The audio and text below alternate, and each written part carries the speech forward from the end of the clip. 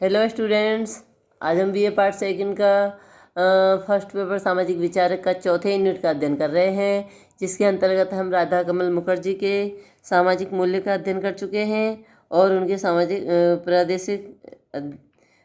सामाजिक परिस्थिति विज्ञान का भी अध्ययन कर चुके हैं। अब हम अध्ययन करेंगे सामाजिक विज्ञान का सिद्धांत का।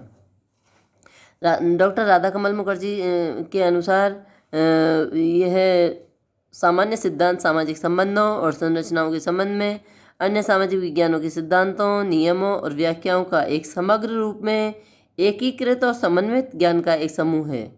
समाज का एक सामान्य सिद्धांत का निर्माण क्यों किया जाए, इस के जवाब में उन्होंने बताया है कि यदि सभी सामाजिक विज्ञान सामाजिक जीवन के अलग अलग पहलुओं से ही अपने को जुड़ा रखेंगे तो समाज का एक समग्र रूप, समाज का एक सामान्य सिद्धांत विकसित नहीं हो पाएगा। उनके अनुसार समाज अंतः संबंधित वास्तविकताओं की एक समग्रता है। यह विभाजन योग्य नहीं है, वरन एक अखंड व्यवस्था है। इसलिए समाज के विषय में वास्तविक ज्ञान तभी हो सकता है जब हम समाज का एक समग्रता के रूप में उसकी आदतों, मूल्यों तथा प्रतीकों का अध्ययन करें और एक सामान्य सिद्धांत का प्रतिपादन करें। इसके बाद मुखर्जी बताते हैं कि समाज के सामान्य सिद्धांतों के निर्माण के लिए सामाजिक तथ्यों, सामाजिक संबंधों एवं अनुभवों की सामान्यता को औपचारिक प्रतिमानों एवं तर्कयुक्त क्रमबद्धता के रूप में रखा जाए। सभी सामाजिक संबंधों और संस्थाओं को हम मानव की मूलभूत इच्छाओं और संवेगों के संदर्भ में ही समझ सकते हैं। सामाजिक तथ्यों एवं संबंधों को समझने के लिए उन्हें सामाजिक मूल्यों, प्रतीकों के संदर्भ में विश्लेषित करने पर भी उन्होंने बल दिया है। मुखर्जी ने समाज के एक सामान्य सिद्धांत का प्रतिपादन करने के दौरान कई समाजशास्त्रीय अवधारणाओं जैसे संस्था, संस्कृति, समूह, सामाजिक संबंध, समाज आदि को भी स्पष्ट किया है। जैसे उनके अनुसार समाज संरचनाओं एवं प्रकारों का वह योग है जिसके माध्यम से मनुष्य अपने पर्यावरण के 3 आयामों या स्तरों जैसे परिस्थिति शास्त्रीय, मनोसामाजिक तथा लक्ष्यपूर्ण नैतिक के साथ अपना अनुकूलन करना और अपनी जीविका, परिस्थिति और मूल्य पूर्ति संबंधी अपनी आधारभूत आवश्यकताओं की पूर्ति करता है। वे कहते हैं कि परिस्थिति विज्ञान की दृष्टि से समाज एक प्रदेश है, अर्थशास्त्र की दृष्टि से समाज एक वर्ग है, समाजशास्त्रीय दृष्टि से समाज एक संस्था है और नैतिक दृष्टि से समाज आदर्श मूल्यों, चरित्र निर्माण एवं अनुरक्षण के लिए सहभागिता या समागम है। समाज के एक अन्य सिद्धांत में समाज के इन सभी पहलुओं को सम्मिलित किया जाना चाहिए। समाज एक मुक्त व्यवस्था के रूप में जो है राधा कमल मुखर्जी ने स्पष्ट किया है, जिसके अंतर्गत हम 3 बिंदुओं का अध्ययन करेंगे।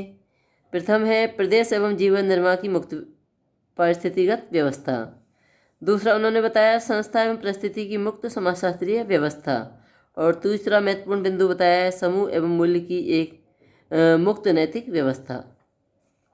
इस प्रकार उन्होंने जो है उन प्रकारों का उल्लेख भी किया है जो एक समाज को अपने अस्तित्व के लिए नियमित रूप से पूरे करते रहना चाहिए। और उसके बाद समाज का महाविज्ञान बताया है उन्होंने। तो डॉक्टर राधा कमल मुखर्जी जो है समाज के एक महाविज्ञान बनाने का सुझाव देते हैं।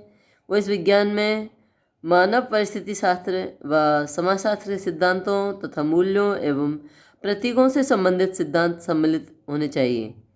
इस विज्ञान में उन सभी समुचित रूप में प्रस्तुत किया जाएगा। उसके साथ साथ उनका पृथक अस्तित्व भी बना रहेगा। इन विभिन्न सिद्धांतों के पारस्परिक आदान प्रदान से सभी को लाभ के साथ साथ समाज का एक व्यवस्थित ज्ञान प्रदान करने वाले महाविज्ञान के निर्माण का मार्ग प्रशस्त हो सकेगा। समाज का एक सामान्य सिद्धांत विभिन्न सामाजिक विज्ञानों को एकता के सूत्र में पिरोएगा, उनके बीच विद्यमान सैद्धांतिक ज्ञान संबंधी दूरियों को कम करेगा।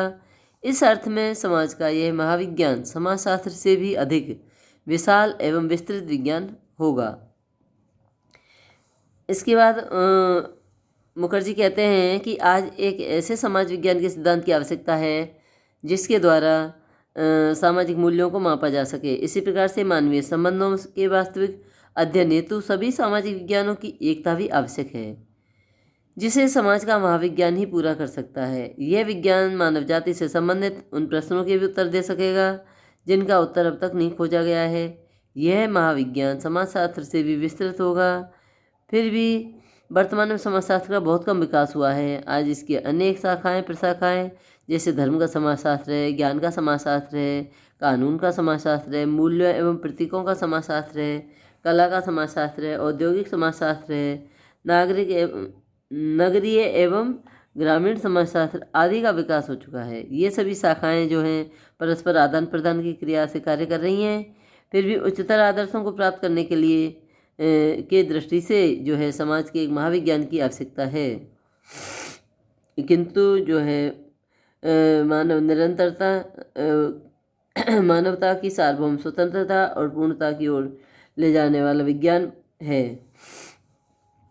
और इस महाविज्ञान के अंतर्गत एक जैसे दर्शन को अपनाया जाना चाहिए। विभिन्न सामाजिक विज्ञानों में पाए जाने वाले पूर्वानुमानों की परीक्षण और पुनर्निर्माण बदलते हुए सामाजिक संबंधों और मूल्यों के संदर्भ में जो है इस प्रकार के अध्ययन करेगा।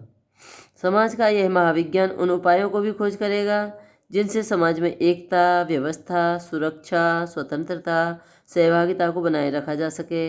यह मानव संबंधों के सामाजिक और नैतिक पक्षों के पारस्परिक संबंधों को भी स्पष्ट करेगा।